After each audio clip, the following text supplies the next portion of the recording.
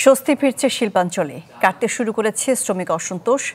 গাজীপুর আশুলিয়াতে খুলে দেওয়া হয়েছে সব কারখানা, কাজে যোগ দিয়েছেন বেশিরভাগ পোশাক শ্রমিক। স্বাভাবিক হচ্ছে শিল্পাঞ্চল, বৃষ্টি মাথায় নিয়ে কর্মস্থলমুখী শ্রমিকরা। গাজীপুরে পুরোদমে চালু হয়েছে সব পোশাক কারখানা, কয়েকদিনের ক্ষতি পুষিয়ে নিতে কাজ করছেন সবাই। ফ্যাক্টরি না খুলে তো বেতন দিতে পারবে না মালিককে। ফ্যাক্টরিটা খোলা থাকলে অবশ্যই যদি 2 টাকা আর্ন করে অবশ্যই আমাদের বেতনটা দেবে। ফ্যাক্টরি না খোলা থাকলে আমরা বিবি বাচ্চারা চলবে কীভাবে? প্রশাসন দিয়ে ভালো ব্যবস্থা নিতে হবে যে আন্দোলন না হয়। সাভার ও আশুলিয়া এলাকাতেও খুলেছে বেশিরভাগ কারখানা, তবে দাবি পূরণ না হওয়ায় বন্ধ রয়েছে 20টি গার্মেন্টস।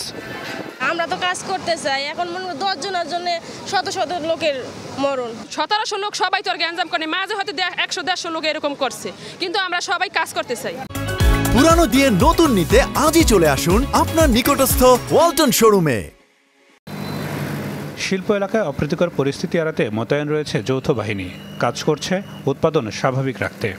কিছু কিছু ফ্যাক্টরিতে দাবি দেওয়া নিয়ে কথা হচ্ছে, কোথাও হচ্ছে। আমরা চেষ্টা করতেছি দুই পক্ষকে বসিয়ে বিষয়টা যেন তাদের আভ্যন্তরীণ বিষয়গুলো আভ্যন্তরীণভাবে যেন মীমাংসা হয়ে যায়। এদিকে কারখানা পরিদর্শনে যান শ্রমিক অসন্তোষ নিরসনে গঠিত পর্যবেক্ষণ কমিটির সদস্যরা।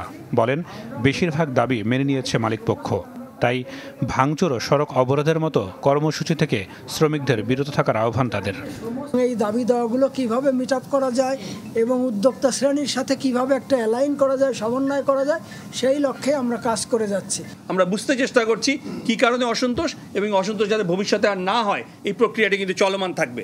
এটি আমাদের উপদেষ্টার পক্ষ থেকে আমাদের প্রতি নির্দেশ, এবং আমরা সেটি পালন করার চেষ্টা করব।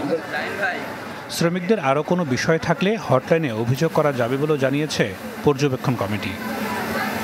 নাদিম হোসেন, চ্যানেল 24।